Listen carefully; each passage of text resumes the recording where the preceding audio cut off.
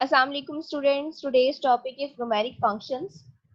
Today we will discuss next four numeric functions. Today's first function is random function. Second function is log function. Third function is space function, and the last function is beat function. Now we will discuss the detail of all these functions. Okay. First function is random function. Random function is used to generate random numbers. First point related to random function is that random function needs no argument. ये ऐसा numeric function है जिसको किसी argument की जरूरत नहीं होती। We have already discussed argument. Argument is the collection of brackets and values on which the function is operating. तो रैंडम फंक्शन के साथ अगर आर्गुमेंट हो तो भी ठीक है, और अगर आर्गुमेंट ना हो तो भी ये वैल्यूज रिटर्न करता है। Next is it is use to return a random number between 0 and 1। Random function 0 और 1 के दरमियान से एक रैंडम नंबर रिटर्न करता है। अगर हम इसका फॉर्मेट देखें, आर एंड डी ये फंक्शन नेम है और उसके साथ ये आर्गुमेंट है, यानी कि वो वैल्यू जिस पे ये फंक्शन ऑपरेट कर रहा है। यहाँ पे हम वो रेंज स्पेसिफाई करते हैं। इसकी डिटेल हम नेक्स्ट पॉइंट्स में डिस्कस करते हैं। अभी आप ये समझे कि एक आर्गुमेंट है जिसपे ये फंक्शन ऑपरेट कर रहा है। जैसे कि अभी हमने प्रीवियस पॉइंट में डिस्कस किया, random function returns a value between 0 and 1। It means 0 and 1 के दरमियान जो भी वैल्यू ये रिटर्न करेगा उस वैल्यू में फ्रैक्शनल पार्ट होगा। And in daily life we deal with whole numbers, तो हमें इन रैंडम नंबर्स को जिनका फ्रैक्शनल पार्ट है उनको कन्वर्ट करने की जरूरत होती है इंटीजर्स में। इसका एक और पॉइंट देखते हैं। The same sequence of random numbers is generated each time using the same value. अगर हम आर्गुमेंट में सेम वैल्यू यूज करें और इसी फंक्शन को बार बार एग्जीक्यूट करें, मींस हमारे पास एक प्रोग्राम है उसमें हमने रैंडम फंक्शन यूज किया है, हम उस प्रोग्राम को अगर एग्जीक्यूट करें तो हर टाइम एग्जीक्यूशन पे सेम वैल्यूज जनरेट होंगी। मींस अभी इस फंक्शन को एग्जीक्यूट किया फर्स्ट टाइम तो जो वैल्यूज आई हैं, सेकंड टाइम उस फंक्शन को एग्जीक्यूट करने पे भी वही वैल्यूज आएंगी। It is converted to integer using int function. जो भी नंबर्स आते हैं उनका फ्रैक्शनल पार्ट होता है, उनको इंटीजर्स में कन्वर्ट करने के लिए we use int function. We have discussed int function in the previous lecture. Students, now we will discuss the execution of random function. First point में हमने डिस्कस किया है कि रैंडम फंक्शन को किसी आर्गुमेंट की जरूरत नहीं होती, ऑप्शनल है अगर आर्गुमेंट यूज करें, और अगर हम ना यूज करें तो भी रैंडम नंबर जनरेट होगा। पहले हम इस कंडीशन को वेरीफाई करते हैं। Print R and D. हम प्रिंट के साथ सिर्फ फंक्शन नेम लिख रहे हैं, आर्गुमेंट नहीं लिख रहे। तो अब देखते हैं कि कोई रैंडम नंबर प्रिंट होता है या नहीं। तो आप देख सकते हैं रैंडम नंबर प्रिंट हुआ है और वो नंबर 0 और 1 के दरमियान है। तो ये वेरीफाई हो गया कि रैंडम फंक्शन को किसी आर्गुमेंट की जरूरत नहीं होती। नेक्स्ट हम देखते हैं, रैंडम फंक्शन का हमने एक और पॉइंट डिस्कस किया था कि ये हमेशा 0 और 1 के दरमियान रैंडम नंबर रिटर्न करता है और इन नंबर्स का फ्रैक्शनल पार्ट होता है। आप देख सकते हैं जाहिर है 0 और 1 के दरमियान होगा तो वो होल नंबर तो नहीं हो सकता, तो वो फ्रैक्शनल पार्ट भी है नंबर में। नेक्स्ट पॉइंट इसका हम देखते हैं।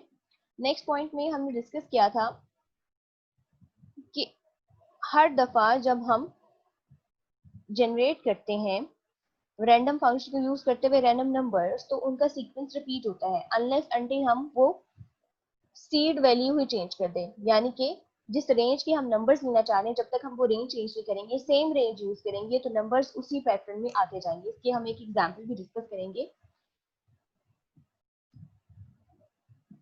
हम इसका एक प्रोग्राम डिस्कस करते हैं। For line number 10, for I is equal to 1 2 5। ये प्रोग्राम आपकी बुक में लिखा हुआ है। Print int. स्टूडेंट्स, अभी हमने डिस्कस किया था कि रैंडम फंक्शन जो नंबर्स रिटर्न करता है उनका फ्रैक्शनल पार्ट होता है, और डेली लाइफ में हम जिन नंबर्स के साथ डील करते हैं दीज आर होल नंबर्स और इंटीजर्स। तो इन रैंडम नंबर्स को इंटीजर्स में कन्वर्ट करने के लिए we use int function. Int function हमने डिस्कस किया था प्रीवियस क्लास में। Int function returns the lowest integer of the value, जो भी वैल्यू आर्गुमेंट में होगी ये उसका लोएस्ट इंटीजर रिटर्न करेगी। नेक्स्ट हम आर्गुमेंट में लिखेंगे R and D random function 101। Students यहाँ पे हमने वो फॉर्मूला यूज किया है that is used to convert the random numbers to integers। Formula में सिंपली क्या होता है, इंट फंक्शन यूज करते हैं, आर्गुमेंट में रैंडम फंक्शन आता है और random function multiplied by n+1। n वो मैक्सिमम पॉइंट है जहां तक रैंडम नंबर्स जनरेट करने होते हैं और +1 फॉर्मूला में होता है। अगर हम यहाँ पे +1 नहीं लिखेंगे, फॉर एग्जाम्पल हमने नंबर्स जनरेट करने हैं 0 से 100 तक, यानी n की वैल्यू 100 है, यहाँ पे होता है n+1, यहाँ पे n की वैल्यू 100 है और +1 होने के बाद ये हो गया है 101। तो ये वो फॉर्मूला है। अगर हमने नंबर्स जनरेट करने हैं 0 से 100 तक, अगर हम यहाँ पे 1 नहीं लिखेंगे, +1 नहीं लिखेंगे फॉर्मूला में, तो क्या होगा कि 100 कभी भी नहीं आएगा पैटर्न में, क्योंकि नंबर्स किस रेंज में आते हैं, 0 और 1 के दरमियान, यानी स्टार्टिंग और एंडिंग वैल्यू के दरमियान। तो अगर हमें 100 तक नंबर चाहिए, यानी कि उसमें 100 भी चाहिए, तो वी शुड यूज +1। तो इसमें चांसेस हैं कि 100 भी जनरेट हो जाएगा रैंडम नंबर्स में। ये वो फॉर्मूला था। आर्गुमेंट में ये रैंडम नंबर्स जनरेट हो रहे हैं और ये int function in random numbers को होल नंबर्स में कन्वर्ट कर रहा है। नेक्स्ट लाइन देखते हैं 30। लाइन नंबर 30 में हम लूप की वैल्यू अपडेट करेंगे नेक्स्ट आई, और line number 40 is the end of program. अब हम चेक करते हैं इसकी एग्जीक्यूशन। F2 की यूज करते हैं।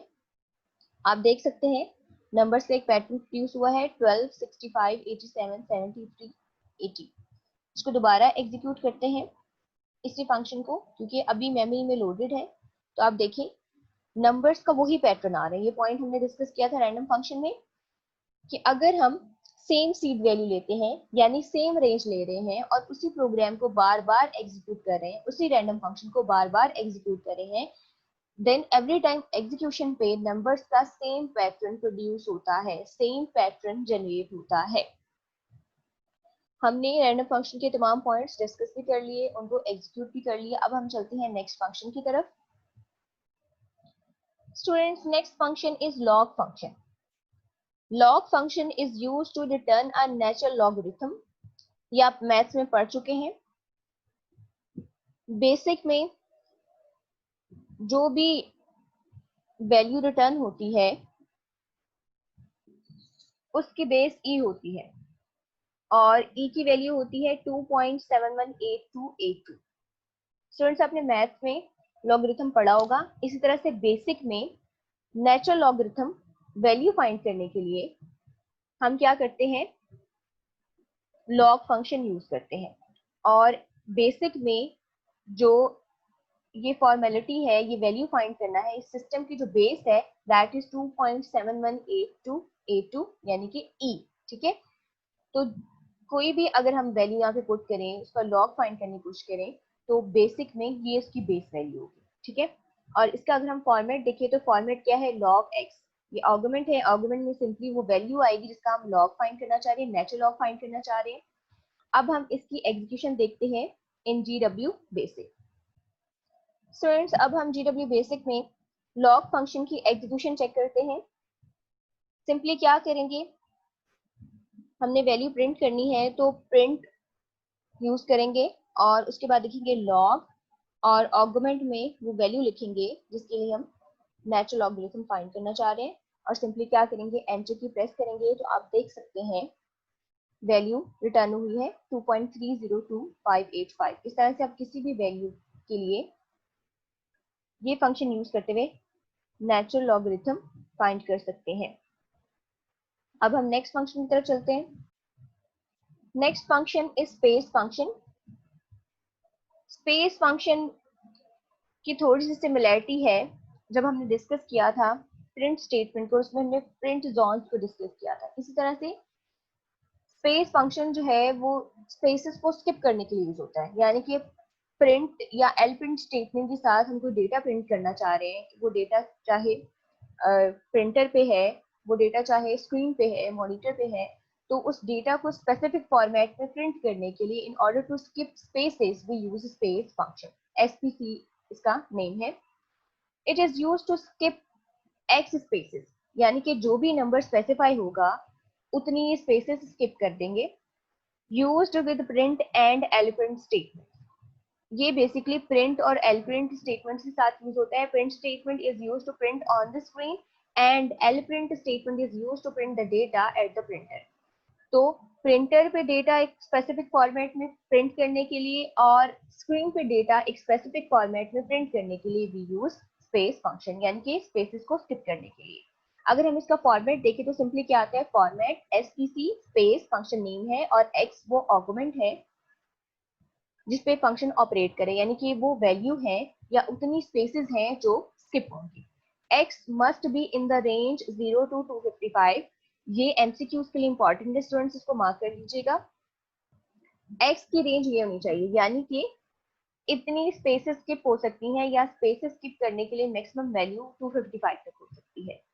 अगर वैल्यू इससे ज्यादा हो, if greater than it is divided by the width of the printer like x mod width, अगर ये वैल्यू इस रेंज से ज्यादा है यानी 255 से ज्यादा है, तो इस केस में हो सकता है अगर हम प्रिंट स्टेटमेंट यूज कर रहे हैं तो स्क्रीन की विड्थ कम पड़ जाए, और अगर हम एल प्रिंट स्टेटमेंट यूज कर रहे हैं तो हो सकता है प्रिंटर की विड्थ कम हो जाए। तो इस केस में हम क्या करते हैं, अगर ये वैल्यू ज्यादा हो तो हम इस वैल्यू को डिवाइड करते हैं with the width of printer और with the width of screen. ये स्क्रीन की विड्थ कितनी है उससे डिवाइड करते हैं, या फिर हम क्या करते हैं उसको, अगर एल प्रिंट स्टेटमेंट यूज कर रहे हैं तो प्रिंटर की विड्थ से डिवाइड करते हैं, लाइक एक्स मॉडुलस विड्थ, यानी कि यहाँ पे वो वैल्यू आएगी जो इस रेंज में नहीं, यानी कि जो 255 से ज्यादा है। मॉडुलस ऑपरेटर यूज हुआ है, this operator returns the remainder after the begin, और उसके बाद ये विड्थ है, ये विड्थ प्रिंटर की भी हो सकती है, ये स्क्रीन की भी हो सकती है। उसके बाद जो वैल्यू आएगी हम उस वैल्यू को अज्यूम करेंगे फॉर स्पेसेस की कितनी स्पेसेस स्किप करनी है। अब हम GW बेसिक में इस फंक्शन की एग्जीक्यूशन चेक करते हैं। स्टूडेंट्स अब हम GW बेसिक में स्पेस फंक्शन की एग्जीक्यूशन चेक करते हैं। बुक की एग्जांपल डिस्कस करते हैं। प्रिंट ओवर, और इसके बाद हमने स्पेस फंक्शन यूज किया है 15, और उसके बाद लिखा है देयर। स्टूडेंट्स हम स्क्रीन पे प्रिंट करें ओवर और उसके बाद स्पेस फंक्शन 15 स्पेसेस स्किप करेगा और फिर प्रिंट होगा देयर। चेक करते हैं इसकी execution.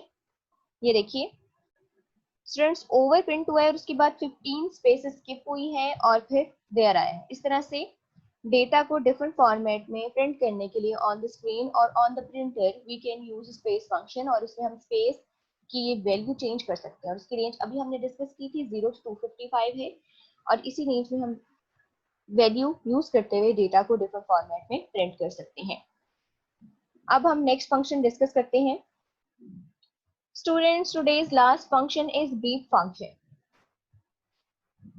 Beep function is used to sound the speaker at 800 hertz, और 800 साइकिल्स पर सेकेंड फिजिक्स में आपने पढ़ा होगा।